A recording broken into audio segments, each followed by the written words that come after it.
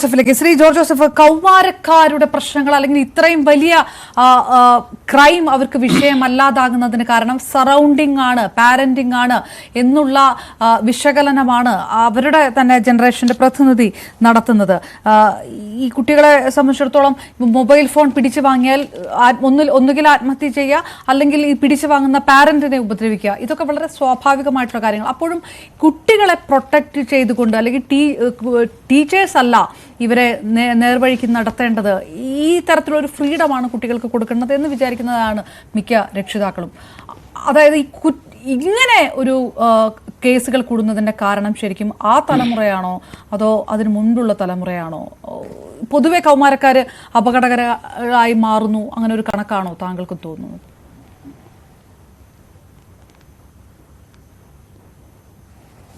ഇല്ല, ഇതിനകത്ത് നമ്മുടെയൊക്കെ നിരീക്ഷണത്തിൽ ഇപ്പം ഈ കോട്ടയം മെഡിക്കൽ കോളേജിൽ നമ്മൾ കണ്ടില്ല, അത് ആൻറ്റി റാഗിങ് ആക്ട് പ്രകാരം അത് പ്രോഹിബിറ്റ് ചെയ്ത കാര്യങ്ങളാണ്. എക്കോ വരുന്നുണ്ട്, എക്കോ. ഇതിൻ്റെ അർത്ഥം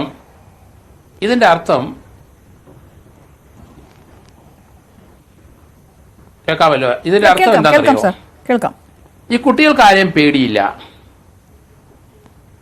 കുട്ടികൾക്ക് ആരെയും പേടിയില്ല. അവരെ ഗ്രൂം ചെയ്ത് കൊണ്ടുവന്നത് തെറ്റിപ്പോയി. കാരണം എത്ര മാനസികമായ ആ വൈകൃതങ്ങളാണ് അവിടെ കാണിച്ചത്.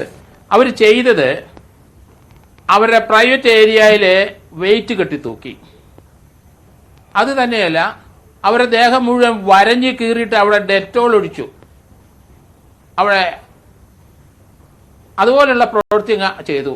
പക്ഷെ തുടക്കത്തിൽ ഈ 5 കുട്ടികൾ ഇവരെ ഭീഷണിപ്പെടുത്തി പൈസ വാങ്ങിച്ചിട്ട്, പണം വാങ്ങിച്ച് അവർ വീട്ടിൽ നിന്ന് കൈ സൂക്ഷിച്ചിരിക്കുന്നോ അല്ലെ വീട്ടിൽ നിന്ന് അടിയന്തരമായിട്ട് വാങ്ങിച്ചതോ ആ പണം കൊണ്ട് ഈ 5 കുട്ടികളും മദ്യപിക്കുകയാണ്. അപ്പോൾ മദ്യപാനമാണ് തുടക്കത്തിൽ നമ്മളത് മനസ്സിലാക്കേണ്ട ഒരു കാര്യം. അതിനുശേഷമാണ് ആ പണം കിട്ടാതെ വന്നപ്പോഴാണ് ഇവരെ ഈ കോമ്പസ് കൊണ്ടും അതുപോലെയുള്ള ചെറിയ ഇരുമ്പിൻ്റെ ഇതുകൊണ്ടും ശരീരം മുഴുവൻ അവർ കീറിയിട്ട് അവിടെ ഡെറ്റോൾ ഒഴിച്ചത്. ഇത് ഇവരുടെ മാനസിക വൈകൃതം തന്നെയല്ലേ കാണിക്കുന്നത്? ആരാണ് അതിൻ്റെ കുഴപ്പക്കാര്? നമ്മൾ സമൂഹത്തിനെ ഇങ്ങനെ അടച്ച് ഓരോരുത്തരെ ആക്ഷേപിച്ചിട്ട് കാര്യമില്ല. പേരൻറ്റിങ് തന്നെയാണ്. മാതാപിതാക്കൾക്ക് കുട്ടികളെ ഭയമാണ്. അങ്ങനെ ഭയപ്പെടരുത്. കാരണം ഭയപ്പെട്ടിരുന്നവരുടെ അവസ്ഥ നമ്മൾ കണ്ടല്ലോ അടുത്ത ദിവസം. കാരണം പിതാവ് ജോസിനെ ഇവിടെ തിരുവനന്തപുരം റൂറല് നമ്മൾ കണ്ടല്ലോ. സ്വന്തം മകൻ അയാളെ തലക്കിട്ട് വെട്ടിയത് മാത്രമല്ല, പിന്നീട് അമ്മ വന്ന് നോക്കിയപ്പോൾ കഴുത്തറക്കുകയാണ്. അപ്പോൾ അത് മാനസിക വൈകല്യമായിട്ട് പോയി കഴിഞ്ഞു.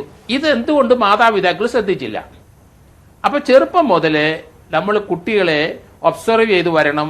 അവരെ പണ്ടത്തെ പോലെ നമ്മളൊക്കെ വളർന്നു വന്ന പോലെ തന്നെ അവരെ അടി കൊടുത്ത് വളർത്തണമെങ്കിൽ അടി കൊടുത്ത് മാതാപിതാക്കൾ വളർത്തണം. അത് പേടിക്കരുത്. അധ്യാപകരും ഹൈക്കോടതിയുടെ ഒരു ഓർഡർ കിടപ്പുണ്ട്, അടി കൊടുക്കുന്നതിൽ മാനമായ രീതിയിൽ അല്ലെങ്കിൽ കഠിനമല്ലാത്ത രീതിയിൽ അടി കൊടുക്കുന്നത് തടസ്സമില്ല എന്ന് ഹൈക്കോടതി പറഞ്ഞിട്ടുണ്ട്, കേരള ഹൈക്കോടതി അടുത്ത കാലത്ത്. അപ്പോൾ അധ്യാപകർ അവരുടെ കർമ്മം നിർവഹിക്കുന്നില്ല. അവർ സംഘടനയായിട്ട് കോടതിയിൽ അവർ കേസും കളിച്ചിങ്ങനെ നടക്കുകയാണ്. അവർക്കൊന്നും കുട്ടികളോട് കമ്മിറ്റ് ചില അധ്യാപകർക്കുണ്ട്, ഞാൻ അടച്ചാക്ഷേപിക്കുകയല്ല. അപ്പം വീട്ടിൽ അവരുടെ ഗ്രൂമിങ് ശരിയാകുന്നില്ല. അതിനുശേഷം സ്കൂളിൽ വന്നാൽ അല്ലെ കോളേജിൽ വന്നാലും ശരി, അവിടെയും ഗ്രൂമിങ് ശരിയാകുന്നില്ല. അധ്യാപകർക്ക് ഭയമാണ് കുട്ടികളെ. അവിടെ ഒന്നും ചെയ്യാനില്ല. കാരണം യൂണിവേഴ്സിറ്റിയിൽ അവിടെ നടക്കണ എന്താണ് അത് നമ്മൾ കണ്ടോണ്ടല്ലേ ഇരിക്കുന്നത്. അപ്പോൾ രാഷ്ട്രീയമായി എന്തിനാണ് ഈ രാഷ്ട്രീയക്കാരെല്ലാം അവരെ പാർട്ടി വളർത്താൻ വേണ്ടി ഈ കുട്ടികളെ ഉപയോഗിക്കുന്നത് എനിക്ക് മനസ്സിലാവുന്നില്ല. ഹൈക്കോടതി അത് നിരോധിച്ചിട്ടുണ്ട് നേരത്തെ. കാരണം കോളേജ് സ്കൂളുകളിലൊന്നും രാഷ്ട്രീയം നമുക്ക് വേണ്ട, അവർ പഠിക്കട്ടെ. അതേപോലെ അധ്യാപകരും ഇവരുടെ പേഴ്സണലായ എല്ലാ കാര്യത്തിലും ഇടപെടണം. എങ്കിൽ മാത്രമേ ഇതിന് പരിഹാരം ഉണ്ടാവും. നമുക്ക് ഒരാളെ മാത്രം കുറ്റപ്പെടുത്തിയിട്ട് കാര്യമില്ല. അപ്പം വീട്ടിലുള്ള അധ്യാപകരും അതുപോലെ വീട്ടിലുള്ള മാതാപിതാക്കളും അധ്യാപകരും കുട്ടികളുടെ കാര്യം ശ്രദ്ധ വേണം. അവർ ഇൻട്രാക്ട് ചെയ്യണം. നമുക്കിവരെ കാരണം നമ്മളൊരു സ്കൂളിൽ ഇപ്പോൾ ഈ കോട്ടയത്തെ സ്കൂളിലെ 100 വിദ്യാർത്ഥികൾ അവിടെ നഴ്സിംഗ് കോളേജിലൊക്കെ പഠിക്കുന്നുണ്ട്. അവിടെ പഠിക്കുന്നവരുടെ 5%, 5-10 പേരാണ് ഈ ക്രിമിനൽ മൈൻഡുമായിട്ട് നടക്കുന്നത്. അപ്പോൾ ഇങ്ങനെയുള്ള ഈ ക്രിമിനലായി പോയ ആ 5 വിദ്യാർത്ഥികൾക്ക് ഒരു സോഫ്റ്റ് കോർണർ ഇനി പാടില്ല.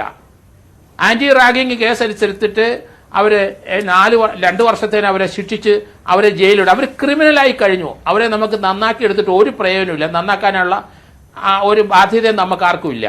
കാരണം അത് ചെറുപ്പം മുതലേ വഴിതെറ്റിപ്പോയ കുട്ടികളാണ്. പിന്നെ ഒരു ജോലി കിട്ടാനും വേണ്ടി മാതാപിതാക്കൾ എങ്ങനെയോ ഇവിടെ ഒരു നഴ്സിംഗ് കോളേജിൽ അഡ്മിഷൻ വാങ്ങിച്ച് കൊടുത്തതേ ഉള്ളൂ. അപ്പോൾ അവരെ സംരക്ഷിക്കേണ്ട ഞാൻ അങ്ങനെ തന്നെയാണ് പറയുന്നത്. കാരണം അവരെ ക്രിമിനലായി കഴിഞ്ഞിരിക്കുന്നു. കാരണം എത്ര വികൃതമായ കുറ്റമാണ് അവർ ചെയ്തത്. ഒരടിക്കോ തല്ലുവോ പിടിക്കുകയോ അല്ലേ ചെയ്തത്. പക്ഷേ ഒരു ചെറിയ ഡിഫറൻസ് ഇത്തരം വലിയ റാഗിങ് നടക്കുമ്പോൾ പണ്ടും ഈ സിനിമയിൽ പോലും റാഗിങ് കാണിക്കുമ്പോൾ അത് അത്രയും ക്രൂരമായ ഒരു കാര്യമായിട്ട് കാണിക്കുക, സമൂഹവും റാഗിങ് പ്രതികളെ ആ തരത്തിൽ കാണുക. ഇപ്പോൾ കാണുമ്പോൾ ഇതിനെയൊക്കെ ഗ്ലോറിഫൈ ചെയ്യുന്ന അല്ലെങ്കിൽ ഇത് സ്വാഭാവികമാണെന്ന് കാണിക്കുന്ന സിനിമകൾ ഇറങ്ങുക, ഈ പുറത്തിറങ്ങുന്ന പ്രതികളും വലിയ കുറ്റം ഞങ്ങൾ ചെയ്തു എന്നല്ല, എന്തോ ഒരു ഹീറോയിസം കാണിച്ചു എന്ന മട്ടിൽ ഈ പുതിയ തലമുറ ഈ പ്രതികൾക്കൊക്കെയുള്ള ആറ്റിറ്റ്യൂഡ് ഇത് കാണുന്ന ഇപ്പൊ ജൂനിയേഴ്സിനാണെങ്കിലും അല്ലെങ്കിൽ ആ കോളേജിൽ പഠിക്കുന്ന കുട്ടികൾക്കാണെങ്കിലും ഇവരൊന്നും വലിയ ക്രിമിനലുകളല്ല എന്നൊരു തോന്നലല്ലേ ഉണ്ടാവുക. താങ്കൾക്ക് തോന്നുന്ന പോലെ അവർക്ക് തോന്നുന്നില്ല. അങ്ങനെ ഒരു വ്യത്യാസമില്ലേ ഈ ക്രൈം സംബന്ധിച്ച്? അല്ല ആ മൈനർ 18 വയസ്സിനകത്തുള്ള കുട്ടികളുടെ കാര്യം നമ്മളല്ലേ ശ്രദ്ധിക്കേണ്ട. അവരതിനകത്ത് തീരുമാനമൊന്നും എടുക്കണ്ട. അവർ തീരുമാനം എടുക്കണ്ട. കാരണം അവരങ്ങനെ ചിന്തിച്ചോട്ടെ. പക്ഷെ ഈ ആന്റി റാഗി അനുസരിച്ച് 2 വർഷം ശിക്ഷ നടപ്പാക്കണം. ഒന്ന്. രണ്ടാമത് അവരെ ഡിസ്മിസ് ചെയ്ത് കളയണം. അവർ കേരളത്തിൽ ഒരു സ്കൂളിലും പഠിക്കണ്ട. കാരണം ഇവിടെ കേരളത്തിൽ ഒരു സ്കൂളിൽ പഠിച്ച ഒരു ഹീറോയിസം ചമയുണ്ട് ഇവന്മാരും. അപ്പം ആന്റി റാഗി ആക്ട് അനുസരിച്ച് സെക്ഷൻ 3, 4 അനുസരിച്ച് ഇവരെക്കെതിരായിട്ട് കേസെടുത്താൽ 2 വർഷം ശിക്ഷയാണ്. അത് ഇമ്മീഡിയറ്റ് ആയിട്ട് സസ്പെൻഡ് ചെയ്യണം. അത് ചെയ്തില്ലെങ്കിൽ ഇത് സപ്രസ് ചെയ്ത ആ ടീച്ചേഴ്സ് പ്രതിയാണ്. ആന്റി റാഗിന്റെ അനുസരിച്ച് സെക്ഷൻ 5 അനുസരിച്ച് അവർ പ്രതിയാണ്. അപ്പൊ അതുകൊണ്ട് ഇവരുടെ കാരണം കൈവിട്ടുപോയി നമ്മുടെ സമൂഹം, പിള്ളേരെല്ലാം കൈവിട്ടു പോയിരിക്കുന്നത്. ഇനി സ്ട്രിക്റ്റ് ആയ നിയമം ഇംപ്ലിമെന്റ് ചെയ്യുക മാത്രമേ ഇനി പ്രതിവിധിയുള്ളൂ. അല്ലാതെ നമ്മൾ പ്രസംഗിച്ച് കിടന്നിട്ട് ഇവിടുത്തെ പോലീസ് ഉദ്യോഗസ്ഥരും എക്സൈസുകാരും അവർ ആന്റി ഡ്രഗ്സിന് എതിരായിട്ട് ക്ലാസ് എടുത്തിട്ട് ഒരു പ്രയോജനം ഇവിടെ നടക്കാൻ പോകുന്നില്ല. കാരണം അടിയെ തെറ്റിക്കിടക്കുകയാണ്. വീടുകളിലാണ് പ്രശ്നം. അത് വീടുകളിൽ അവരെ ചെറുപ്പം മുതലേ നഴ്സറി മുതലേ അവരെ വളർത്തിക്കൊണ്ടുവരുന്ന മാതാപിതാക്കൾ അവരുടെ എല്ലാ കാര്യത്തിലും 18 വയസ്സിൽ ഇടപെടണം. ഭയപ്പെടരുത് മക്കളെ. കാരണം ഭയപ്പെട്ടിട്ടാണല്ലോ അവരെല്ലാം കൊലപാതകം നടത്തി അപ്പനെയും അമ്മയും കൊല്ലുന്നത്. എന്തിനാണ് ഭയപ്പെടുന്ന മക്കളെ? അവരെ സ്നേഹിച്ച് വളർത്തുക. അത് അമിതമായി സ്നേഹിക്കേണ്ട.